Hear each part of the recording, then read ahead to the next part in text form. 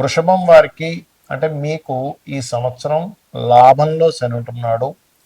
రెండవ స్థానంలో 6వ నెల వరకు గురువు ఉంటూ చతుర్థ భావంలో అంటే మన వాహన విద్యా స్థానంలో కేతు ఉంటూ మరియు వృత్తి స్థానంలో రాహు ఉంటున్నాడు. మేజర్ ప్లానెట్సే మనం తీసుకుంటాం. అయితే ఇందులో ఈ మేజర్ ప్లానెట్స్ ఇచ్చేటువంటి రిజల్ట్ ఏమిటి, మీరు చేయవలసిన మీరు తీసుకోవాల్సిన జాగ్రత్తలు ఏమిటి ఈ సంవత్సరం అనేటువంటి అంశాలు చెప్తుంది నేనైనప్పటికీ కూడా చెప్పిస్తుంది సాక్షాత్ లలిత అమ్మవారిగా భావిస్తూ, ఫస్ట్ ఆఫ్ ఆల్ మీకు లాభంలో శని ఉండడం, రెండులో గురువు ఉండడం, దశమంలో రాహు ఉండడం మంచిదే.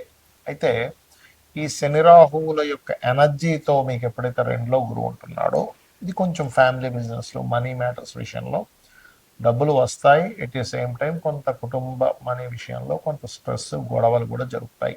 ఎప్పటి వరకు? మే వరకు, జూన్ వరకు. ఆల్మోస్ట్ జూన్ నుంచి ఎప్పుడైతే మీకు గురువు 3వ స్థానంలోకి వెళ్తున్నాడో అక్కడ కలిగేటువంటి ఫలితాలు ఏమిటి అని చెప్పి చూసుకున్నట్లయితే, అక్కడ మీరు అన్నదమ్ములతోని మధ్యవర్తిత్వంగా ఉండేటువంటి విషయాల్లో కాస్త జాగ్రత్తగా ఉండాలి. 4లో కేతు ఉన్నందుకు వీలైనంత మటుకు ఈ సంవత్సరం నవంబర్ వరకు మీ పేరు మీద ఎటువంటి వాహనాలు కానీ గృహాలు కానీ అసలు కొనుగోలు చేయకండి, గుర్తుపెట్టుకోండి. అలాగే ఈ 4వ స్థానంలో కేతు ఉన్నందుకు ఇంట్లో ఖచ్చితంగా గణపతి యొక్క ఆరాధన చేయండి. మీరు నిత్యము చేయవలసింది కూడా మీరు విష్ణువుని ఎక్కువగా ఆరాధిస్తూ ఉండాలి. మరియు అదేవిధంగా ఆన్లైన్లో చేసేటువంటి ఉద్యోగాలు, వర్క్ ఫ్రమ్ హోమ్ అంటూ ఉంటారు, అటువంటి ఉద్యోగాలు, లేకపోతే విదేశాల్లో కంపెనీలు ఇక్కడ నుంచి జాబ్ చేస్తుంటారు, నైట్ డ్యూటీస్ చేస్తుంటారు, అటువంటివి ఎక్కువగా మీకు యోగిస్తాయి. లాభస్థానంలో గురువు శని ఉండడం అనేటువంటిది ఏంటంటే, గతంలో చేసినటువంటి ఇన్వెస్ట్మెంట్స్, గతంలో చేసినటువంటి కొన్ని పనుల యొక్క లాభాలు ఇప్పుడు వస్తూ ఉంటాయి. శని కర్మకారకుడు కాబట్టి. అలాగే వివాహ సంబంధించినటువంటి ప్రయత్నాలు చేసేటువంటి వారికి 2026 జూన్ నుంచి 4.5 నెలలు ఎక్కువ బలం ఉంది. అదేవిధంగా అంటే ప్రాపర్టీ విషయంలో కంపల్సరీ ఇంకా తీసుకోవాలి తప్పదు అనుకుంటే మాత్రం గణపతి ఆరాధన చేసుకొని తీసుకోండి. విద్యార్థులు కూడా వాళ్ళ యొక్క విద్యా సంబంధించిన విషయంలో కాస్త ఎక్కువ స్ట్రెస్ అవుతున్నారంటే కూడా కాస్త గణపతిని ఆరాధన చేస్తూ ఉండండి. కెరియర్ పరమైన విషయాల్లో ఎక్కువగా సాఫ్ట్వేర్ రంగాల వరకు కొత్త కొత్త ఉద్యోగ అవకాశాలు వస్తాయి. దుర్గాదేవి యొక్క అష్టోత్తరము ఓం మాణిక్య మకుటాకార జానుద్వయ విరాజితాయ నమః నామస్మరణ చేయండి. ఫైనాన్షియల్గా ఎక్కువ ఇబ్బంది ఉందనుకునేటువంటి వారు ఓం సంపత్కరీ సమారూఢ సింధుర వ్రజసేవితాయే నమః అనే నామస్మరణ చేయండి. అన్ని విధాలు బాగుంటుంది. ఈ గోచార పరంగా 2026 సంవత్సరంలో ఎలా ఉంటుంది?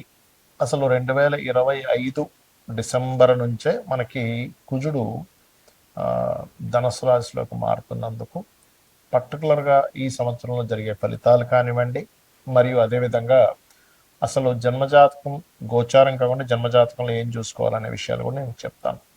ఫస్ట్ ఆఫ్ ఆల్, ఈ శని మీనరాశిలో ఉంటూ కుజుడు కూడా ధనుసు రాశిలోకి వచ్చినందుకు 2025 డిసెంబర్ నుంచే కొంత ప్రకృతి వైపరీత్యాలు కావచ్చు, అగ్ని సంబంధించినటువంటి ప్రమాదాలు కావచ్చు, అదేవిధంగా ఇంత మనం ఆల్రెడీ 15-20 రోజుల క్రితమే చెప్పాం ఏంటంటే ఫ్లైట్ రిలేటెడ్ సంబంధించిన విషయాలు ఇబ్బంది వస్తుందని. అది యాజ్ ఇట్ ఈజ్ అలాగే జరిగింది మనం చూసుకున్నట్లయితే.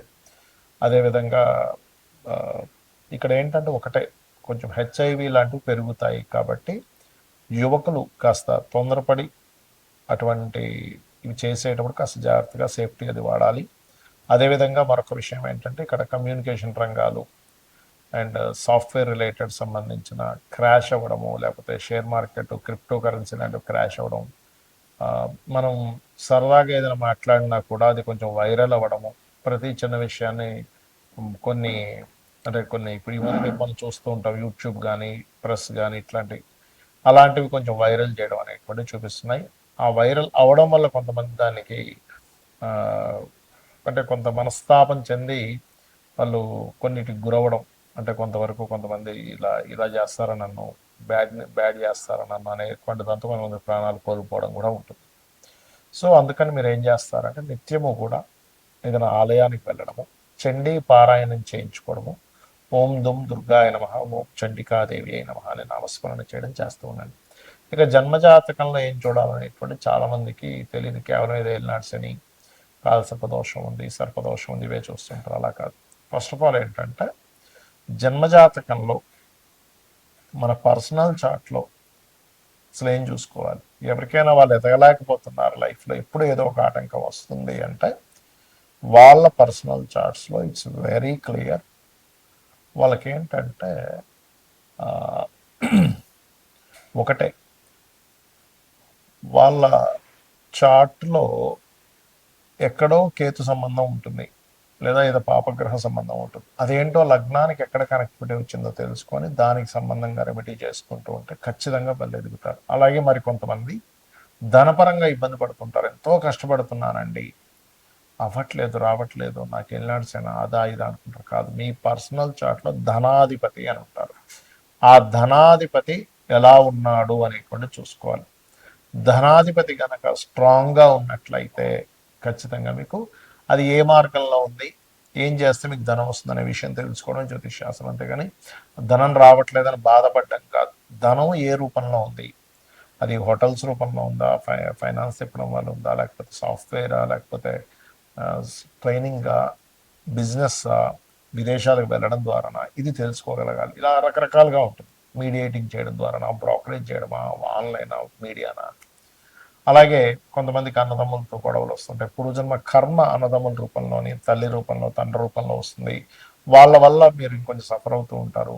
అలాంటప్పుడు వాళ్ళతో వీలైనంత మట్టుకు ఎక్కువ గొడవల్లోకి వెళ్ళకపోతే ఆ కర్మ అనేటువంటిది పెరగదు, గుర్తుపెట్టుకోండి. అదేవిధంగా మీరు ఏ ఫేసింగ్ ఇంట్లో ఉంటే మీకు కలిసి వస్తుంది, ఏ సంవత్సరంలో మీరు ఇల్లు కొనుక్కుంటే బాగుంటుంది, ఏ సంవత్సరంలో మీరు వివాహం చేసుకుంటే బాగుంటుంది, ఏ సంవత్సరంలో మీరు ఇన్వెస్ట్మెంట్స్ చేస్తే బాగుంటుంది. ప్రతి దానికి కూడా positive trigger and negative trigger అని ఉంటుంది.